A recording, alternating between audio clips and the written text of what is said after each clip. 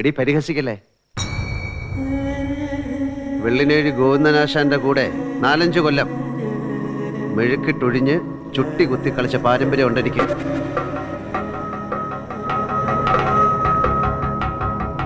ഭീമനായി, അർജുനനായി, കംസനായി, കലിയായി.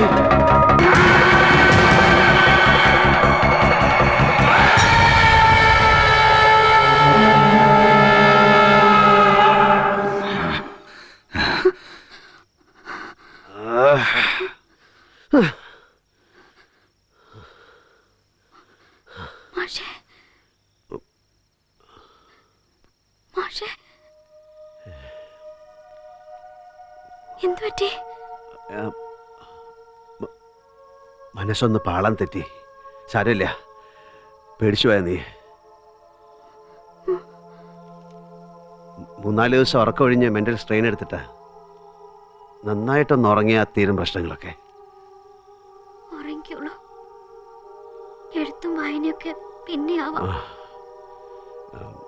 നീ പൊയ്ക്കോളൂ.